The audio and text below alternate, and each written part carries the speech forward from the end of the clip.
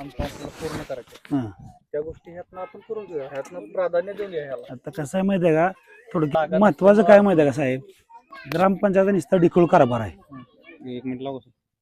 किती कुठं काय करायचं त्या पण एवढ्या विद्यार्थ्यांसाठी 2 खोल्या काढणं होत नाही. साध्या पत्र्याच्या स्वयंपाकाचं सामान त्यात आहे, आता खेळाचं सामान आलं सगळं त्यात आहे, आणि 66 पट आहे. अचानक आता पाऊस नाही, पाऊस आला,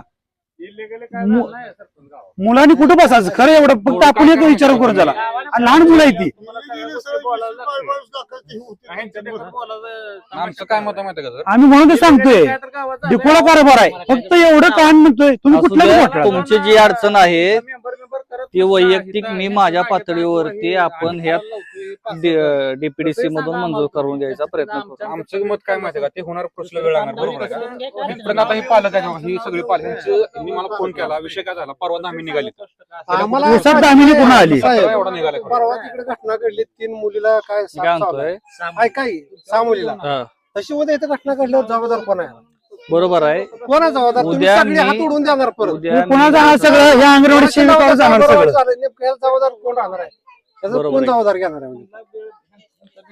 करूया आपण इथं जागा उपलब्ध करू. त्याच्यासाठी आपल्याला करार तुम्ही काय म्हणता? आपण काय आमचं कळलं का, कागदपत्रे नसल्यामुळं मग आता त्याला आम्ही काय काय म्हणतो करायला माहिती आहे का? लागेल? तुम्हाला फक्त कागदपत्री नसू द्यात. मी काय सांगतोय कळलं का, मी उद्या येतो इथं. उद्या आल्यानंतर आपण ही जागेचं काय करता येते, पहिल्यांदा एकतर बक्षीस पत्र करता येते का बघू, नसेल तर करारपत्रावरती आपण लगेच इमारत बांधकामाला सुरुवात करूया. करारपत्र करून त्याच्यानंतर मग करारपत्रानुसार आपल्याला काय प्रोसिजर आहे आणि बक्षीस पत्रानुसार काय प्रोसिजर आहे, ह्या दोन्ही गोष्टीचा मेळ घालून इथे आपण इमारत बांधू. कारण की ते मुलं शिकतात, सगळ्या गोष्टीची अडचण आहे. 66 मुलं आहे ती. आमच्या जिल्हा परिषद गावातला 54 पट आहे, पण इथं 66 पट आहे. हे तर वाचले पाहिजे ना.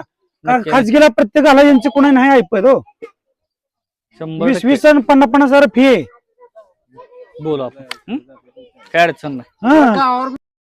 महाराष्ट्र पोलीस टाइम्स चॅनलला लाईक आणि सबस्क्राईब करा. धन्यवाद.